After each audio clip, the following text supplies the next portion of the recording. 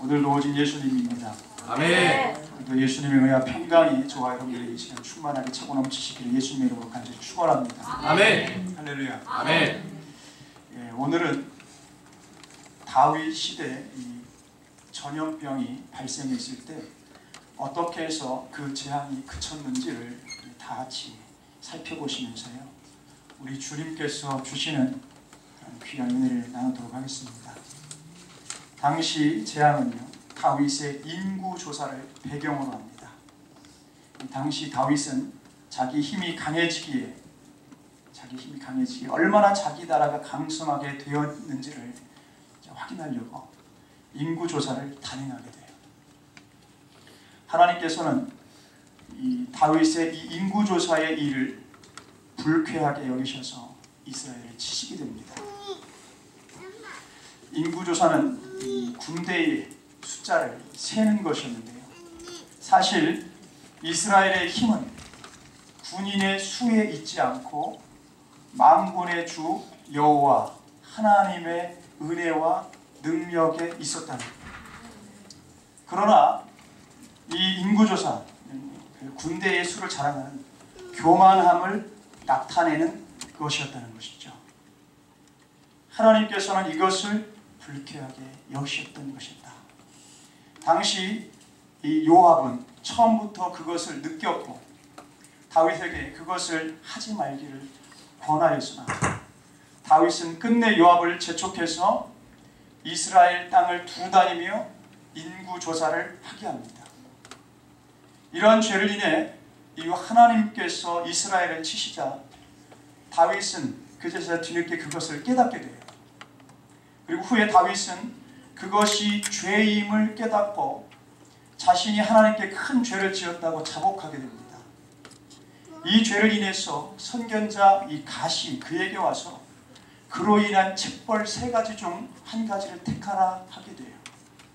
그 첫 번째는 3년의 기근, 둘째는 3달 동안 적군에게 쫓기는 것, 셋째는 3일간의 전염병이었습니다. 다윗은 예전에 약 10여 년 동안 사울의 칼을 피하여서 고생스러운 세월을 보내었기 때문에 이 쫓긴다는 것이 얼마나 힘든 일인가를 잘 알고 있었어요. 그리고 그는 3년의 기근이나 석 달의 피신보다 여하튼 3일, 이 3일의 온역, 무서운 전염병이라고 하는 이 온역을 선택하게 돼요. 그렇게 다윗의 선택으로 이스라엘에는 전염병이 내려지게 되었고요, 이 일로 인해서 이스라엘 백성 중 7만 명이 죽음을 당하게 됩니다.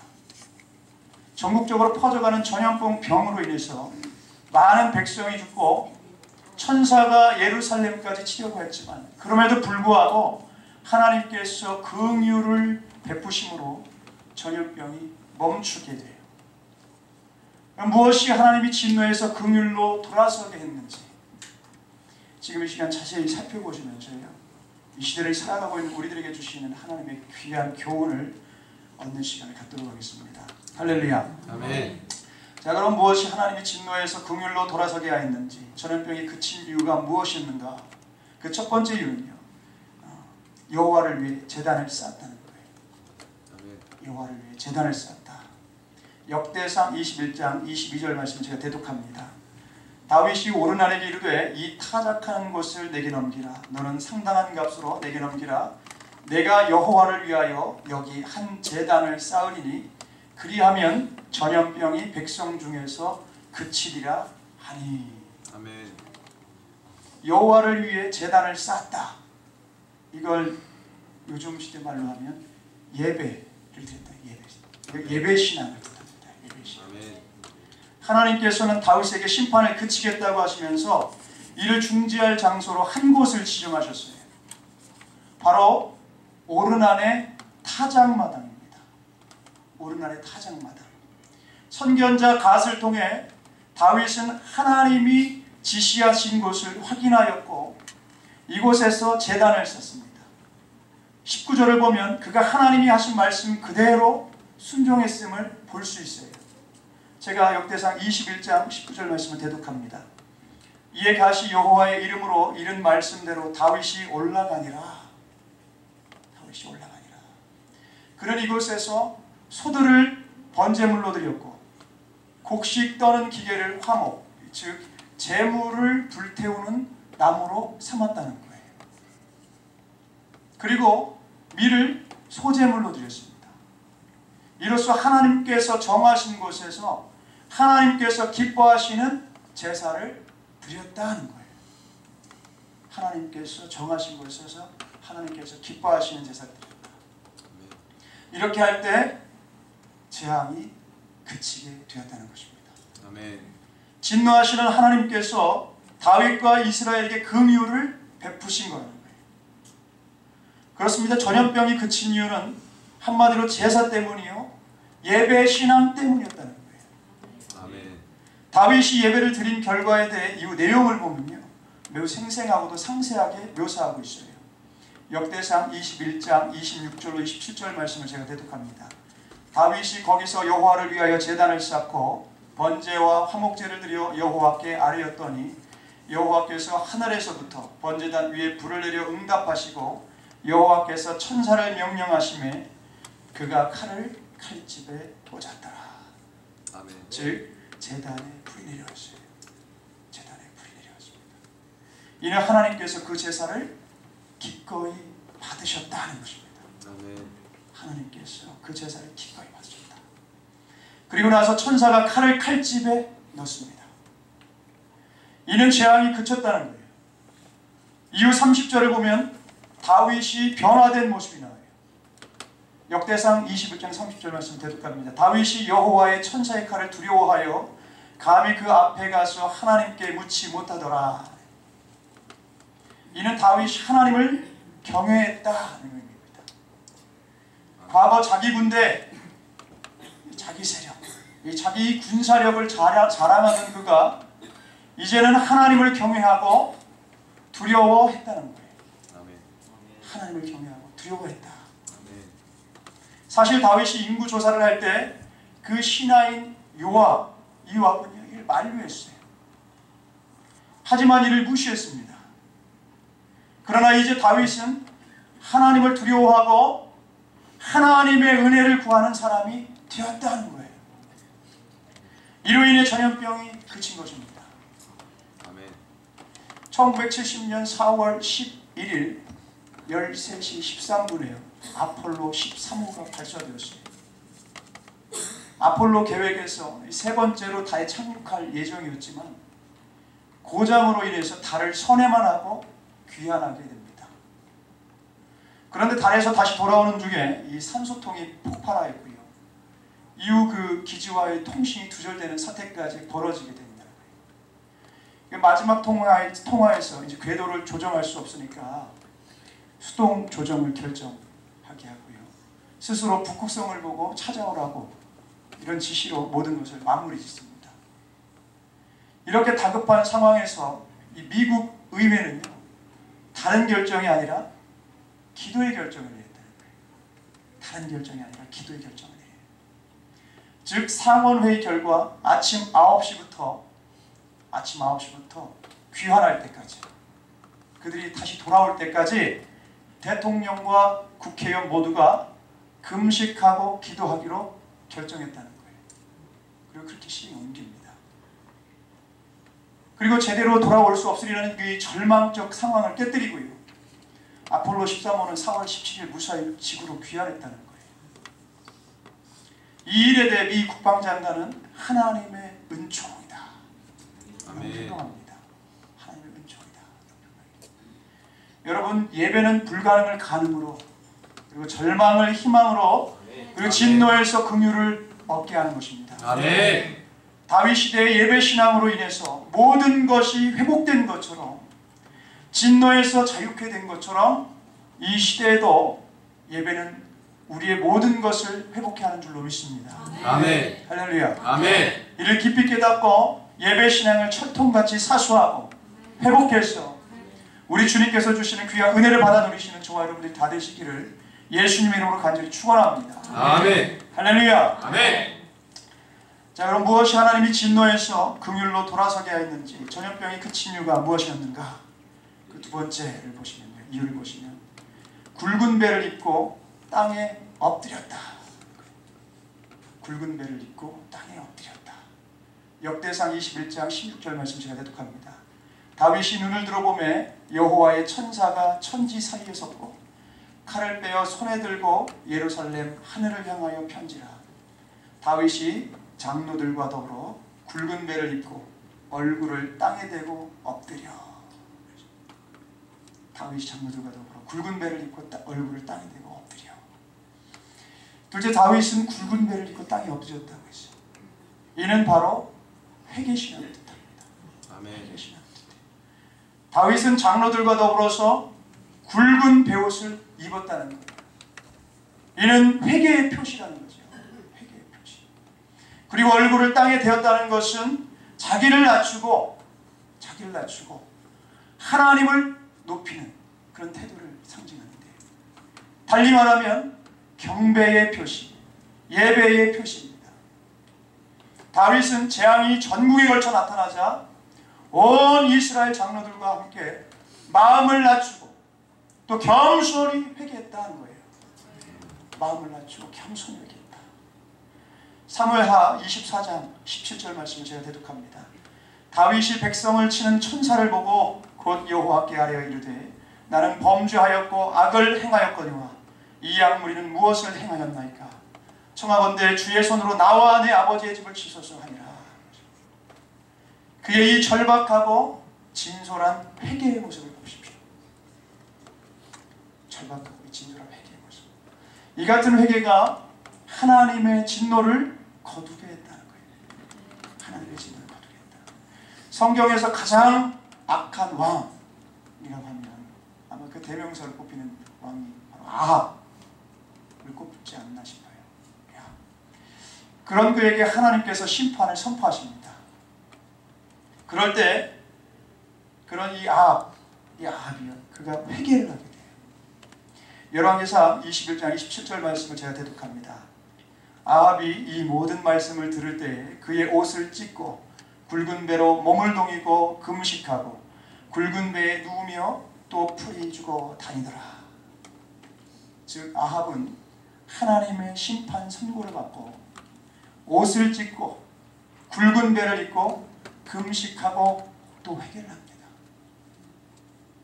그러자 그처럼 악한 자에 대해서도 하나님께서는 심판을 거두게 되신다. 거두게 되셨다.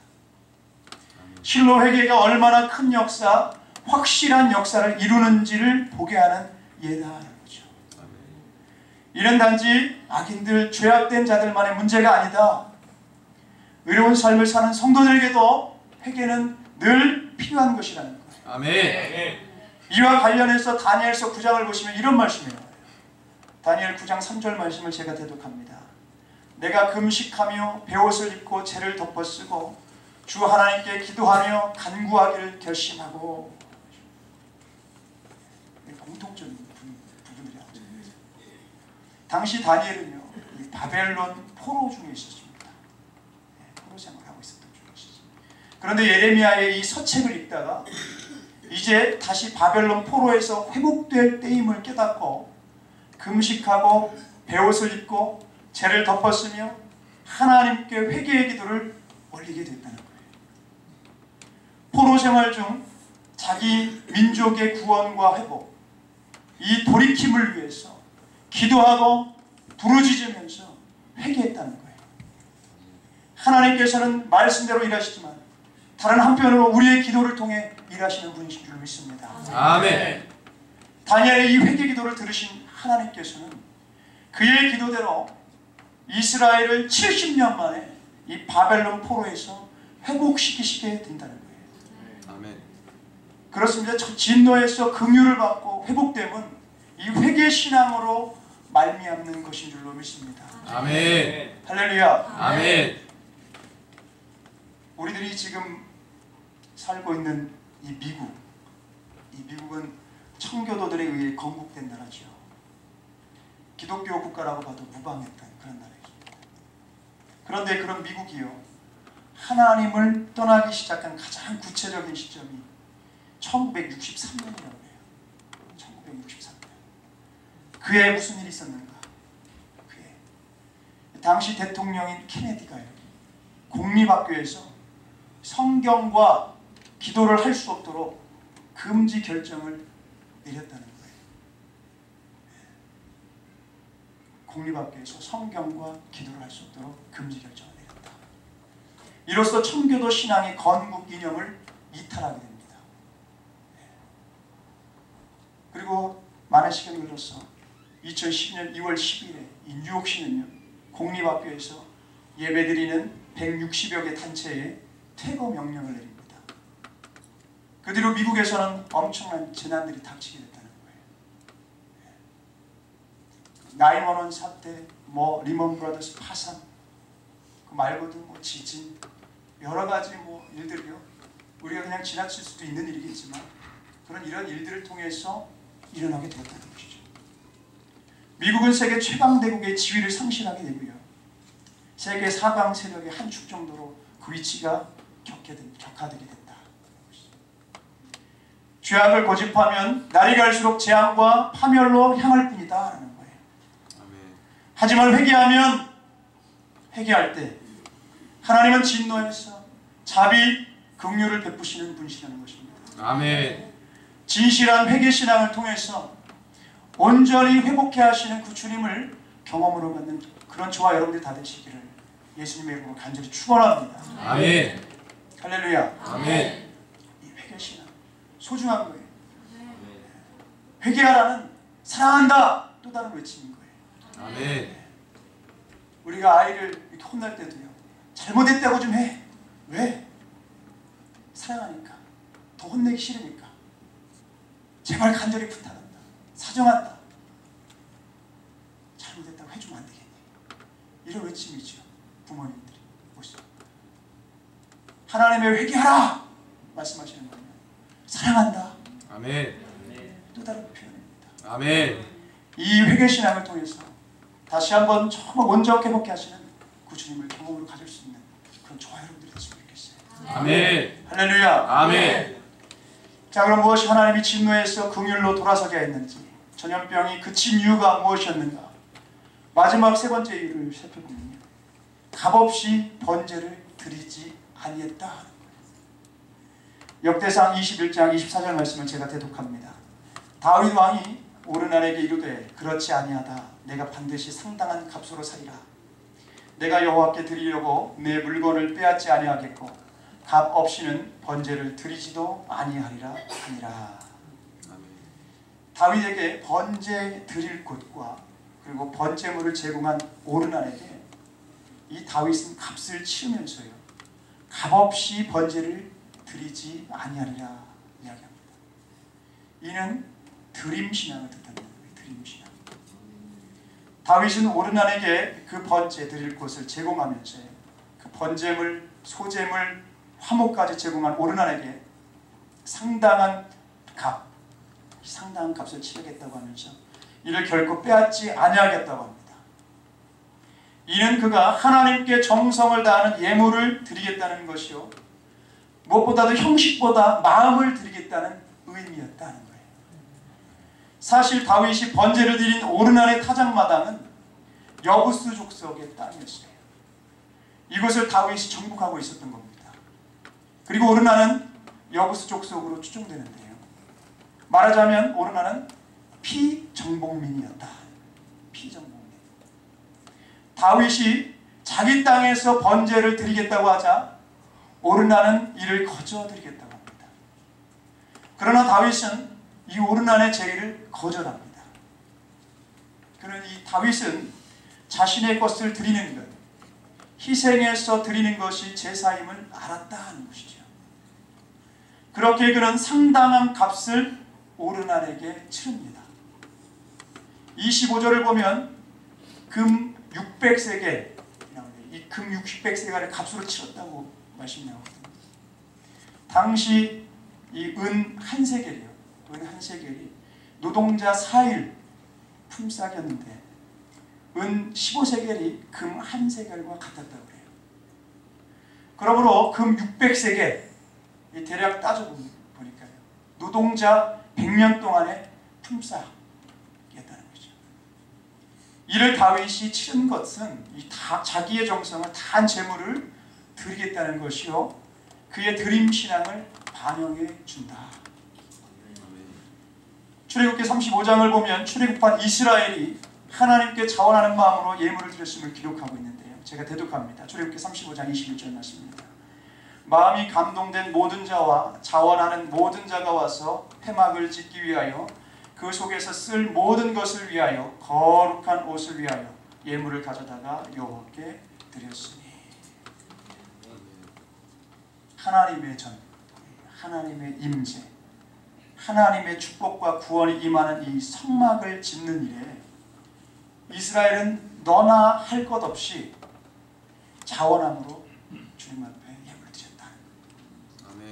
이 예물을 하나님께서는 기쁘게 받으셨다는 것입니다. 아멘. 그리고 성막이 다 지어진 후에 충만한 영광으로 임재하셨다는 거예요. 아멘. 이처럼 자원함의 예물, 기쁨으로 드리는 예물, 그리고 우리들의 그런 예배, 그렇게 드리는 자에게는 하나님께는 기쁨이 됐다 하는 것이죠. 아멘. 우리 이와 같은 온전한 드림 신앙을 소유하고 아멘. 또 지켜야 될 줄로 믿습니다. 아멘. 구약 마지막 책인 이 말라기를 보면요, 우리에게 온전한 드림 신앙을 가르치고 있는데, 제가 말라기 1장 13절 말씀을 대독합니다. 만군의 여호와가 이르노라, 너희가 또 말하기를 이 일이 얼마나 번거로운고 하며 코웃음치고 훔친 물건과 저는 것 병든 것을 가져왔느니라. 너희가 이같이 봉헌물을 가져오니 내가 그것을 너희 손에서 받겠느냐? 이는 여호와의 말이니라. 당시 이스라엘은 하나님께 예배를 드리면서 예배 자체를 번거롭고 귀찮은 것으로 여겼다는 거예요. 예배 자체를 번거롭고 귀찮은 것으로 여겼다. 그로 인해 초래된 첫 번째 결과가 뭐였는가? 그 결과가 훔친 물건, 저는 것, 병든 것을 하나님께 드리는 것이었다는 거예요. 즉 드림 신앙이 파괴되어 버린 것입니다. 말라기 이후 구약 이스라엘 시대는요, 암흑기에 접어들어 버립니다.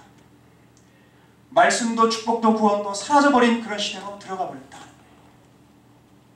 바른 헌신, 온전한 헌신, 참된 드림 신앙이 사라져버린 이후에 이스라엘은 비극의 구덩이에 빠져들고 만 것이다 하는 것이죠. 이를 우리 시대의 경고로 삼아야 될 줄로 믿습니다. 아멘. 바른 드림 신앙, 그리고 온전함과 자원함의 드림 신앙이요, 사라져버린 지금 이 시대에 참된 드림 신앙을 회복해야 될 줄로 믿습니다. 아멘. 할렐루야. 아멘. 미국의 윌슨 대통령이요, 이 몬타나주의 빌링이라는 곳에서 기차를 세우고 연설할 때의 일입니다. 2명의 어린 소년이 경찰의 제지선을 넘어서 앞으로 나와 이 대통령과 그의 부인, 영부인이죠, 그리고 유명한 인사들이 자리한 곳, 이 바로 밑에까지 와서 섰다는 거예요. 그리고 그 중에 한 소년이 손에 잡고 있던 작은 성조기를 번쩍 들어가지고 대통령 내외에게 바치자 영부인이 그 국기를 받아들었어요.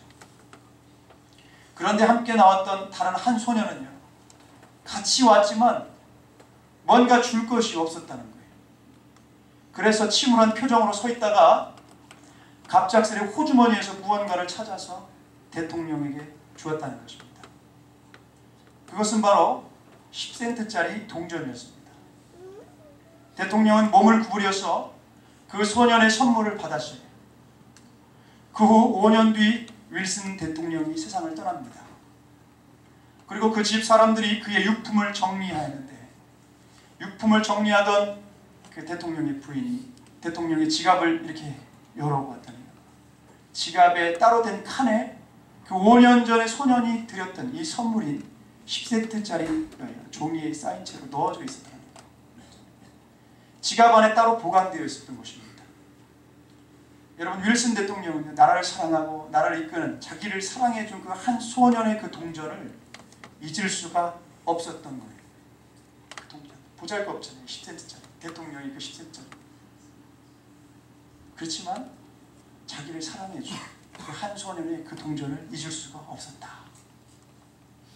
우리 하나님도 그렇다는 거예요. 하나님의 자녀된 성도의 예물을 기억하신다. 아멘. 그리고 그처럼 귀한 드림 신앙을 지키는 우리에게 보호와 은혜, 그리고 축복을 베푸신다는 것입니다. 아멘. 다윗이 정성을 다해 드린 예물을 받으시고 재앙에서 자비를 베푸신 하나님이며, 지금 이 시대 드림신앙이 고갈되어가는 이 시대에 드림신앙을 지키는 성도들에게 동일한 은혜를 베풀어 주시는 분이신 줄로 믿습니다. 아멘. 할렐루야. 아멘. 말씀을 마무리하겠습니다. 여러분, 다윗이 일생일대의 이 위기에서 벗어난 비결, 일생일대의 이 위기에서 벗어난 비결, 하나님의 재앙과 진노에서 벗어나게 된 이 비결을 보세요. 다윗은 예배하였고, 아멘. 회개하였고, 아멘. 하나님께 정성을 다한 드림신앙으로 충만하였습니다. 아멘. 예배신앙, 회개신앙, 드림신앙으로 모든 위기에서 벗어나게 되었다. 아멘. 이를 깊이